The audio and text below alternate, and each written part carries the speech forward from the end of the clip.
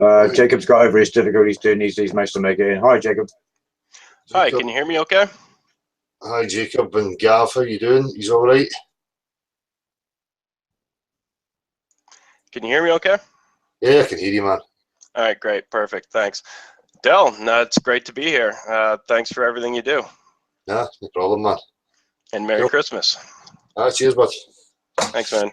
Aye. Yeah, I just wanted to come on here and just sort of share my story about how I came to Flat Earth. I don't have too much time I can stay on. I've been trying to get on the past couple weeks, but I have my daughter on Saturdays, so I just can really be on here live when she's taking her nap, so she could wake up any minute kind of thing. Nice one. All right, cool. Yeah. Go for it, bud. Yeah, so it was back in February. I was on Reddit, and on the front page they had a meme on there about Shaquille O'Neal saying that the Earth's flat, and I thought, okay, what is this all about? Why is this even on here? And because I figured it must be based on something, either he said it or what have you. So I was like, why would somebody even say this in the first place? So Googled Flat Earth and got the Flat Earth Society, and I go to their frequently asked questions. First question is, are you serious? They say yes. Second question is, no, really, are you serious? And then the third one was like, I forget what the question was, but they essentially said, gravity exists, but the Earth is moving up at 9 feet per second or what have you to account for it. So like I hear people say, I've heard people say over the past 8 months or so, 9 months, about how that site is meant to make you think it's ridiculous and then stop looking into it. But I think they went too far because it was so ridiculous that I thought, okay, obviously nobody would buy this, as nobody would believe this. So there must be another reason that people would believe this. So I kept looking beyond that. I still didn't believe it, don't get me wrong. But I was like, there's no way people are believing the Earth is flat and believing that it's rising, right? So I kept looking, and like it took me about a week and a half, and I was sold. I was just like, oh my God, this is awesome. The thing that got me was I saw a picture of a flat Earth, and it was talking about circumnavigation, about just flying in a circle around the North Pole. And you know those moments, like those sort of like a chill up your spine kind of truth kind of thing, you just know it. And I saw it and I was just like, oh shit. And it was just like it was a great moment. And just from that point on, I just kept looking, and questions are coming to my mind, and every question I would have, I would look for an answer, and there would be some kind of an explanation type thing. I almost feel like I want to apologize because I saw your channel pretty early on, but it was just you talking, and it wasn't as entertaining. And so I was going off watching the other videos about, you know, showing maps and then CGI and going into these in-depth explanations and stuff. Yeah. And I'd say that, yeah, I learned a lot, I believe. It's hard to say, but I think it just helps you to learn what you don't know. You know, I think that's the only purpose for it. But unfortunately, the truth is simple and boring. Probably people need bells and whistles and think things have to be more fantastical and in depth than what they actually are. You know, and it's a hard thing for people to grasp. But that's the mentality they've been sold. You know, so it's understandable. Yep. And I found my. Sorry. No, you go. Whenever I would bring it up, like I just felt like, oh wow, I can save the world with this information. I can change everything. And I was like posting on Facebook and stuff, and getting arguments with my friends. And I just wish I could kind of, I don't really, but like if I could go back, I would do it totally differently, because the idea that, looking at it now, it just seems ridiculous that I could just post things on Facebook and then people would see it and believe it. It's just not the case in the slightest. I mean, even I didn't believe it when I saw it. I had to just start looking into it, assuming it was wrong, right? That's it. I think it just takes repetition with people. You know, one post or one message here and there is never enough. I think it's a repetition and make enough noise, and that gets people's attentions to go, you know, this keeps coming at me. I'm going to have a wee look at it. You know? Yep. I always felt like when I was having when I would bring it up with somebody, I would always gravitate to the people that 100% didn't believe it and wouldn't believe it. Those kind of, I don't bother with them anymore. But those are always, it felt like if I could get that one, that would change everything. You know what I mean? And I always felt, sorry, I always felt like I needed an explanation for everything. So I would like, a lot was on IFRS and stuff. I'd have explanations for the moon and the sun and guessing distances and talking about ice walls and pictures. And I just sort of had an answer for everything, right? But like, you and what you do here, love Gav as well. He's awesome. I've watched quite a bit of his stuff as well when he gets into the perspective and stuff. I think that's great. But it's just so simple. It's almost too simple that you can't believe it. Yeah. Because water always finds its level. The Earth is 70% water, so how can it be a ball? Boom. It's just it's too simple. It's like, yeah, it's I'm at that point now where it's just so obvious. The rest is just distraction. The luminaries and all these nonsensical sophist bullshit is just there to confuse people, you know, and string it out into some false debate. When really we can only go with the facts. That's what real science is about. What's the substances, what's provable, what is factual, and that's it, you know, and that's difficult for people to grasp, I think, you know, the simplicity of it, but it is what it is.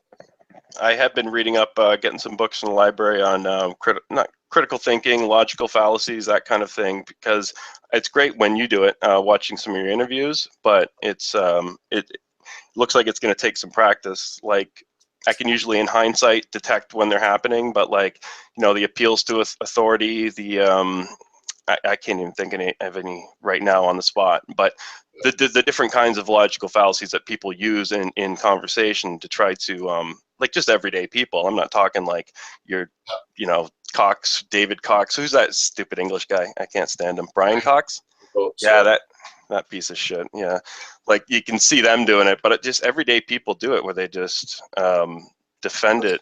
They're always trying to make up an explanation in their head, and it's just fallacy after fallacy. So the majority are, you know, just common people that you speak to. That's it. They invoke every fallacy. Yeah. You know, as I say, because it is a cult. It's not real. So the only thing that we're going to offer is the sophist arguments they've heard through their programming, and obviously they're going to jump to fallacies because people want to be right, they don't want to be wrong. So, and the difficulty is they don't even recognise. That's why, you know, I've made such a point about pointing out things like the trivium. People need to understand that and understand how these things work.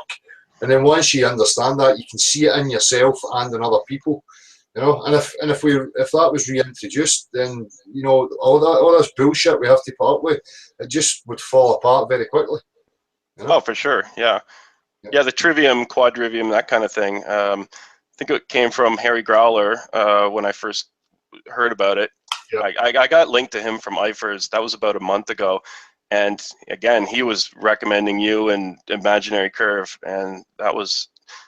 It's funny. The main reason I was going to watch your channel was because I wanted to see if Harry Growler was on any of your interviews. And then I'm listening to you, and I'm like, "Oh, this show's great." And then I was going. I don't think I've gone through all of them, but I went through like a crap load of your old stuff, like from the past year and a half, kind of thing, and just have it in the background, kind of thing, while I'm doing anything else on the computer, kind of thing. And it's great. It's and it's like you were there right from the beginning, but yeah, you weren't flashy enough. You need a clown suit or something, or some pictures in the background. I don't know. Get some CGI. You know, as I say, I'm a stubborn fucker. You know, I'm not going to do that. I'm just going to keep fucking pushing on as me, and that's all I can be. You know, which is, you know, that was my whole point from the off. You know, we need loads of different types of characters. You know, Harry. You know, everybody else who's involved, who represents the facts and what's really important. You know, that's what we need. And different personalities appeal to different people. But again, people need to be careful not to fall into idolising and you know, hero worship, cult of personality.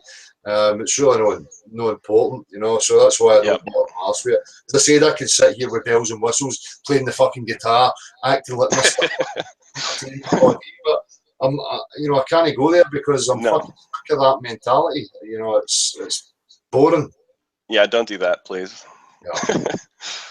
um, Right. yeah, the bells and whistles, it's not necessary. But I did find you, and I think one of the, you mentioned it just right there about the sophist arguments about how recognizing when you do it, and I think that's one of the most important things is it's helpful when you can see other people doing it and point it out in a conversation, but I have to notice when I'm doing it too, because over the past 8 months or so, I mean, I'm believing in ice walls as well, and I would always say it's possible for the dome. I never actually said there was a dome, but I could have easily, if let's say I never found your channel or what have you, I could have been telling people there's a dome and an ice wall kind of thing. And then next thing you know, the earth is flat, but there's no dome. And then it's just like they'll throw out the whole thing as soon as they realize I lied about that. So I get it. It's simple.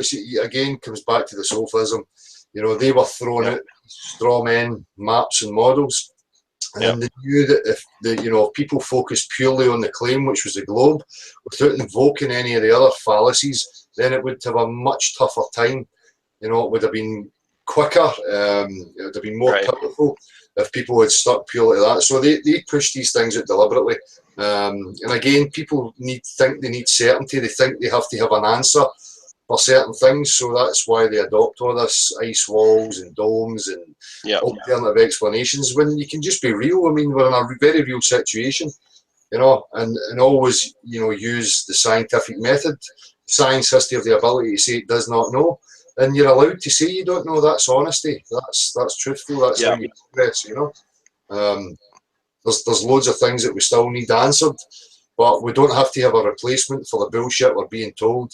All you need to do is focus on that claim, debunk it, show up the absurdities with that, and that's it. The rest of it is I don't know, you know, how it's going to unfold, to be honest with you. Right. Yeah. And you certainly don't have to convince somebody in a conversation. You just got to get them thinking and have them look for themselves. Yeah. Be totally indirect and intrusive, non-threatening to them. You know, that's the best, most potent method of getting a message to anybody. Give them a seed and then let them think that they discovered it on their own. You know, there's no need for anybody to try and have, you know, their ego scratched by having stature and thinking, well, I'm somebody important and party wisdom on the unwitting mind, you know. That's just the attitude that people take. But yeah, I mean, I was there too. I know what that's like to be in that stubborn kind of state. Yeah. But yeah, I think it's important to realize when, for myself, when I have a belief and recognizing and acknowledging it, like ice wall is a perfect example because I just believed it pretty much for months and months, and then it was like, well, yeah, it was mentioned in one of your talks, and it's like, yeah, I guess I don't actually know that. You know, they talk about what Captain Cook taking a 64,000 mile trip around the Antarctica, but like that's just a book. So if you're just gonna believe, you might as well just believe in everything in the Bible and everything about. These are the things people need to let go of, this mentality, thinking that they can recite books from history as if it's a factual, you know, measurable proofs, and it's just total fucking bullshit, you know. But not only do you have to recognise the fallacies in yourself, people need to be honest. We know that we can be lying and manipulative ourselves, so people need to embrace that, no shy away from what they actually are. And then when they look into that and look into themselves, you can recognise it in other places. And then you will recognise it even more when you're doing it. And as soon as you start exercising that, very quickly you just, you know, you don't even, you know, invoke that type of mentality. You just ignore it, you know, in yourself and in other people. Yeah. So, Seeing myself getting a bit of an echo. Yeah, you know, it happens sometimes, man. Okay. Well, anyways, okay, the echo's gone. Yeah, so recognizing in myself is pretty big. Yeah, because not normally, but like I suppose pre-flat Earth, I guess I would never be able to acknowledge something like that. It would be a lot harder to see. I won't get into my whole story. There's a bit more going on before I found flat Earth, but I sort of got to a point of being very open-minded to anything, not stuck in some kind of atheist mindset or not stuck in some holier than thou mindset of just being able to be open-minded. And that's probably how I was able to even you know, entertain the idea of looking into flat Earth. So anyhow, here I am, and you're great. And I see Gab there. You're awesome. Keep it up. I'll leave for now, but I just wanted to introduce myself, and thanks for having me on. Nice one, Jacob. I don't know if Gav wanted something to maybe say, I don't know. Thanks for sharing your story, man. You know, I think it's very similar to a lot of people. I recognise a lot of things in myself there too. So, good one, man. Thanks for coming out and telling us. You know? Cool, great, yeah. And good to see you on IFRS too. So. Yep, for sure. Yeah, I got my own channel. I don't have much on there, but I mainly link some people's work, or I download it and then upload it there, or I have a few crepuscular rays. Every time I see, actually, that's one thing I wanted to bring up, if you don't mind, just for a few seconds. You brought up the chemtrails kind of thing. I've never looked into it, but what I have noticed is that you can really get some nice crepuscular rays from them. I was almost thinking they're purposely doing it so that people can find out that the Earth's flat and the sun's not as far away. I don't know, but it's weird. As with my daughter, she's 3, and we're outside. And I gave her a pair of sunglasses so she could like look at the sun, and essentially, because it was really thick cloud cover. And when she looked at it, she's like, "Hey, it's the moon." And she's probably more right than I would have thought, because they're the exact same size, and it looks, and just big white circles in the sky, right? But you could see it because of all the thick clouds, which I don't know if that was a chemtrail day or just thick cloudy day, but you could just see this perfect sphere in the sky with your, or not sphere, a circle. And yeah, to her confusing that with the moon or saying it looks the exact same from a kid's eyes, it's just like, she could be right. It could just be, I've heard another theory, I don't buy this or anything, but like that the moon is a dead sun or something like that, and there used to be 2 suns. I'm not saying that's, I don't know. But yeah, it was pretty cool when she said that. I was like, that's awesome. I can probably learn more from my 3-year-old than a university graduate. No offense, Gav. Absolutely, man. No, I'm not with you there. Yeah, no active inquiry, and you know they don't have a belief system. So yeah, you know, no preconceived notions. Yeah, path of the truth than a lot of other people. Yeah, absolutely. Yeah, just accept reality the way it is, and exactly. Yeah. Wish more people could be like that. Yeah. All right. Well, thanks for your time. Take care. I'll watch the rest of the show. Nice one, Jacob. Thanks for coming, bud. Yeah, you bet. Thanks for having me. Later. Cheers, man.